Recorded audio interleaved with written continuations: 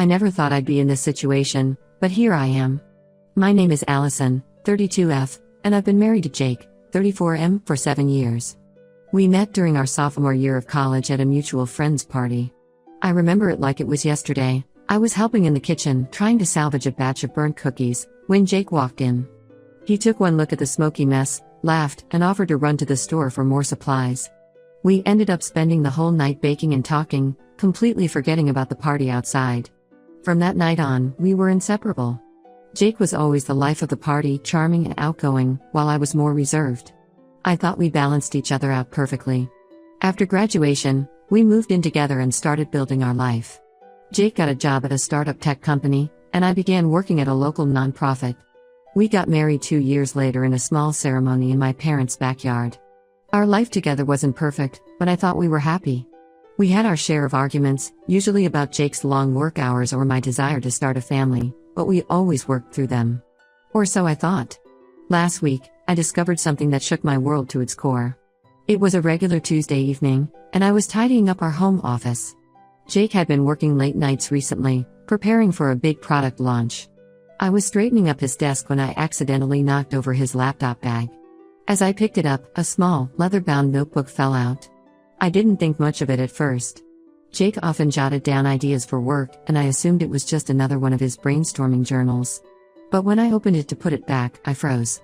Inside were detailed accounts of Jake's encounters with various women, complete with dates, names, and even ratings. My hands shook as I flipped through the pages. The dates spanned our entire relationship, even before we got married. There were at least 15 different women listed, some with multiple entries. I recognized a few names, co-workers, friends of friends, even one of my cousins, Megan, who had stayed with us for a week last summer while she was job hunting in the city. I felt like I couldn't breathe. This couldn't be real. Jake and I had always been honest with each other. We'd even had conversations about fidelity early in our relationship. Jake had been cheated on by his high school girlfriend, and he always said how much it had hurt him. How could he do this to me? I sat there for what felt like hours, reading and rereading the entries. I kept hoping it was some kind of sick joke or a writing exercise gone wrong. But deep down, I knew it wasn't. The details were too specific, too personal to be fiction. When Jake came home that night, I confronted him. At first, he tried to play it off as a joke, then as a fantasy journal. But when I started quoting specific entries, his face fell. He admitted to everything. Jake begged me not to leave him. He said he had a problem, that he'd been struggling with sex addiction for years.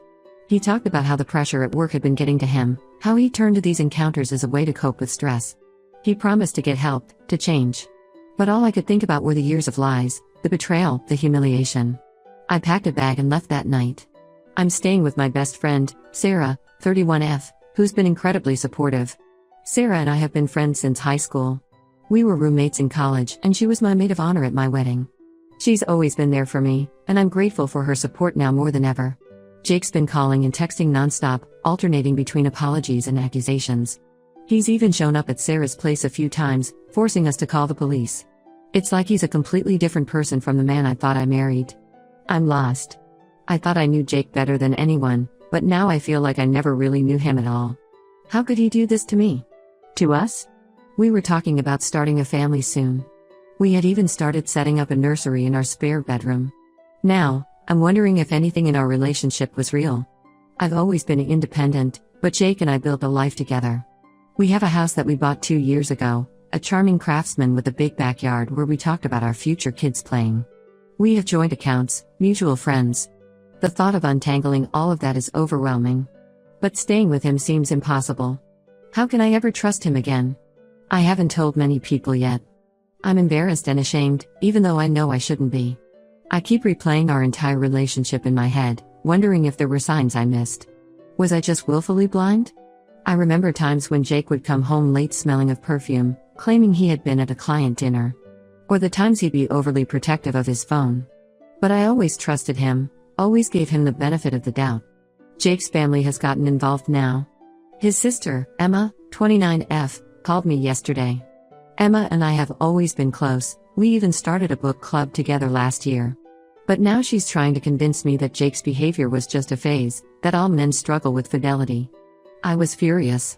This wasn't a one-time mistake or a moment of weakness.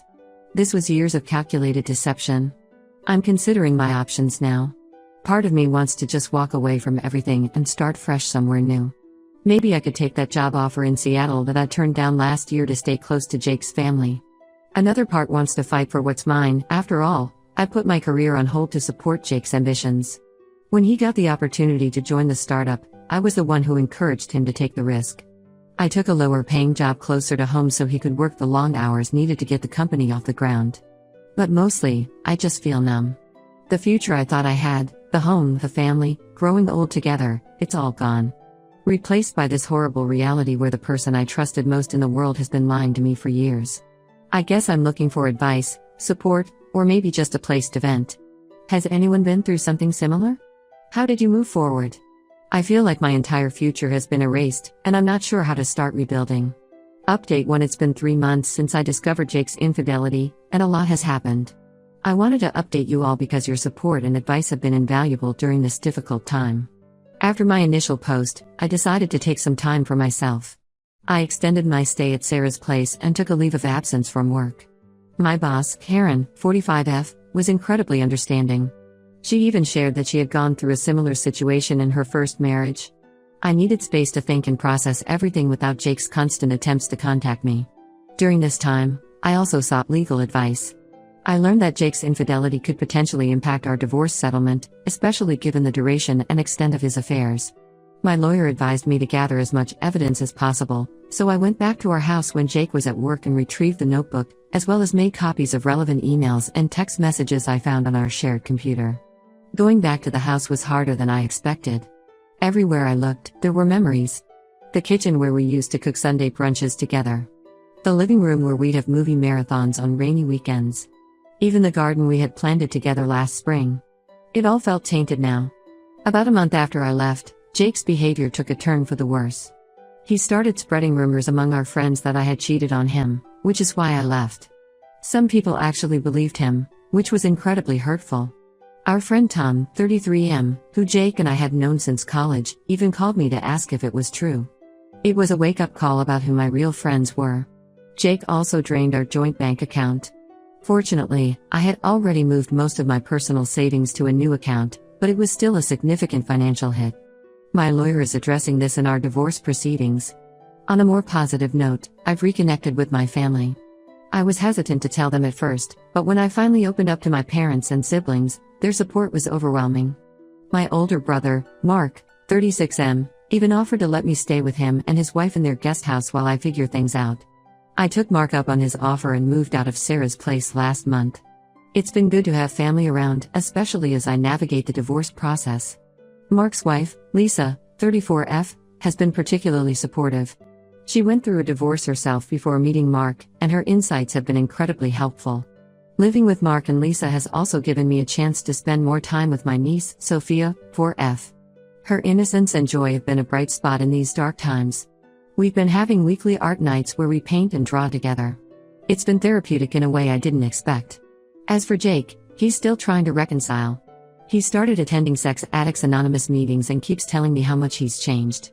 Last week, he sent me a long email detailing all the ways he's working on himself. Part of me wants to believe him, to think that maybe we could work things out. But then I remember the notebook, the years of lies, and I know I can't go back. The divorce proceedings are ongoing. Jake is fighting for a 50-50 split of our assets, despite his infidelity and the fact that I sacrificed my career advancement for his. It's frustrating, but my lawyer assures me we have a strong case. I'm slowly starting to rebuild my life. I've returned to work and even started taking a photography class at the local community center, something I've always wanted to do but never had time for when I was with Jake. It's not easy, and there are still days when I feel overwhelmed by sadness and anger. But I'm taking it one day at a time. Thank you all again for your support. I'll update again when there are significant developments in the divorce proceedings or my personal journey. Update 2. Hello everyone. It's been another 3 months, and I wanted to give you all an update on my situation. The divorce proceedings are still ongoing, but we're making progress. Jake initially tried to drag things out, hoping I'd change my mind, but he's finally accepted that our marriage is over. We're now in the process of dividing our assets. One major development is that I've decided to sell our house. Too many painful memories are associated with it, and I want a fresh start. My lawyer has ensured that I'll get a fair share of the proceeds, considering my contributions to our marriage. It was hard to make this decision. I love that house and all the plans we had for it. But every time I think about moving back, I remember finding that notebook in the office, and I know I can't live there anymore.